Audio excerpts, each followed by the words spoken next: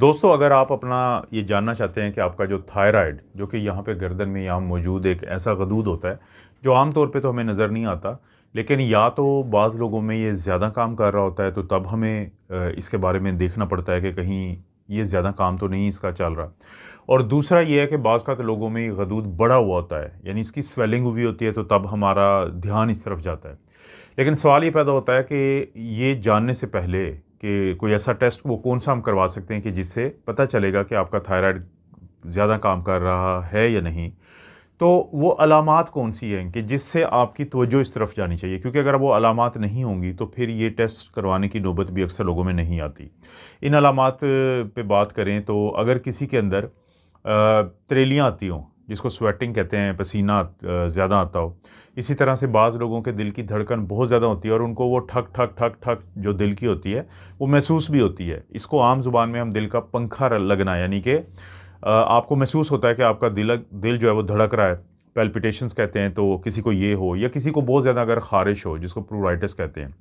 इसी तरह से अगर किसी को फटीग यानी थकावट हो और पट्ठों की कमज़ोरी हो यानी मसल वीकनेस, और ऐसे ही अगर किसी को कड़ल पड़ते हो, मसल क्रैम्प्स हो, पट्ठों का जकड़ाव ज़्यादा होता हो, और बाज़ लोगों को बार बार वाशरूम जाना पड़ता है हाजत के लिए, यानी उनको बड़ा पेशाब या जिसे स्टूल कहते हैं वो ज़्यादा आता है।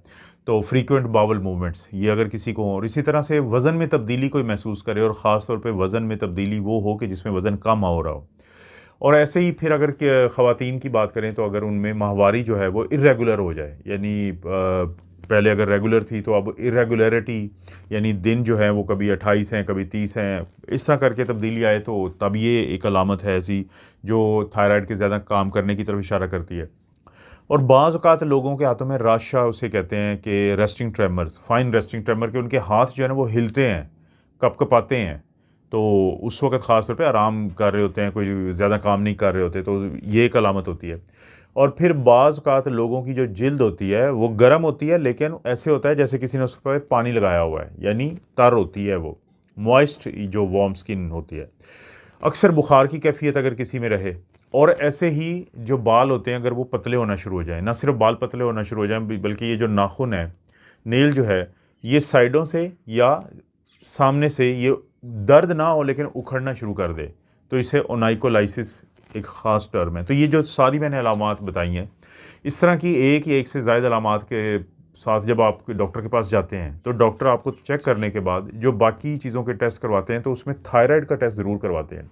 क्योंकि ये वो अलामात उन लोगों में अक्सर देखी गई हैं कि जिनमें अगर थायराइड जो है उनका ज़्यादा काम कर रहा हो, जिसको हम हाइपरथायरॉयडिज़्म कहते हैं। हाइपर कहते हैं ज़्यादा होने को, और थायरॉयडिज़्म कि ये जो गदूद है जो आपकी गर्दन में यहाँ पे मौजूद होता है, अगर ये ज़्यादा काम कर रहा हो, ये गदूद क्या बनाता है? ये हार्मोन बनाता है जिसको हम T3 और T4 कहते हैं। जब भी आप देखेंगे डॉक्टर आपका टेस्ट करवाता है तो वो 3 किस्म के टेस्ट होते हैं। उसमें T3 होता है, T4 होता है और TSH।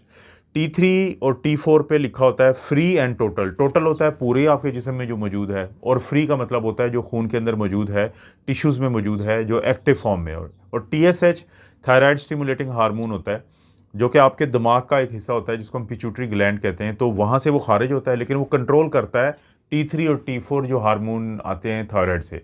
तो जब ये ज़्यादा होगा T3 T4 तो ये कम हो जाएगा, इसे फीडबैक कहते हैं, पॉजिटिव एंड नेगेटिव फीडबैक। लेकिन जब T3 T4 कम होगा तो वो उसको पुश करने के लिए कि ज़्यादा ही खारिज करे, तो TSH पिट्यूटरी ग्लैंड से यानी दिमाग के उस हिस्से से ज़्यादा खारिज होगा, यानी एक दूसरे की ज़िद है, उल्ट है। तो नॉर्मल वैल्यूज़ क्या होती हैं इनकी, उस पर अगर हम बात करें तो नॉर्मल जो टोटल T4 यानी टोटल और फ्री का मैंने आपको बता दिया है, तो वो वैल्यू होती है 5 से लेके 12 माइक्रोग्राम पर डेसीलीटर। 1 ग्राम का जो लाखवां हिस्सा होता है उसको माइक्रोग्राम कहते हैं। तो ये T4 की वैल्यू है। और अगर फ्री T4 की नॉर्मल वैल्यू की बात करें, फ्री T4 क्या होगा कि जो खून के अंदर मौजूद है, टिश्यू के अंदर मौजूद है, जो एक्टिव हालत में है, वो होता है 0.8 से 1.8 नैनोग्राम पर डेसीलीटर। नैनो क्या होता है कि 1 अरबवां हिस्सा, 1 बिलियंथ जो हिस्सा होता है ग्राम का, उसको हम कहते हैं नैनोग्राम। और टोटल इसी तरह T3 की बात करें तो वो वैल्यू बनती है 60 से लेके 180 नैनोग्राम पर डेसीलीटर। और अगर फ्री T3 की बात करें तो वो 130 से लेके 450 पिकोग्राम पर डेसीलीटर। अब पिकोग्राम क्या होता है? 1 ट्रिलियंथ, 1 अरबवां हिस्सा, 1 खरबवां हिस्सा। 1 ट्रिलियंथ यानी कि बिलियन तो अरब था और ये ट्रिलियन है। और इसी तरह से अगर हम TSH की बात करें तो वो 0.5 से लेके 5 मिली इंटरनेशनल यूनिट पर लीटर होता है। मिली क्या होता है कि 1 ग्राम का जो हज़ारवां हिस्सा होता है उसे मिली कहते हैं। तो ये बताना इसलिए ज़रूरी था कि इतने माइक्रो लेवल पे, इतने कम लेवल पे इनको डिटेक्ट किया जाता है कि आपका जो लेवल है, अगर वो T3 T4 का ज़्यादा होगा और TSH का कम होगा तो इसका मतलब है कि आपको हाइपरथायराइडिज्म है। तो फिर ना सिर्फ ये कि डॉक्टर आपका इलाज करेगा, बल्कि अगर 1-2 इजाफी कोई टेस्ट उनको करवाने हुए तो वो करवाएंगे। तो बुनियादी तौर पे ये वो तरीका है जिससे आपको पता चल जाता है कि आपका थायराइड कम काम कर रहा है, ज़्यादा काम कर रहा है। अगर ज़्यादा कर रहा है तो उसमें मैंने अलामात आपको बता दी हैं।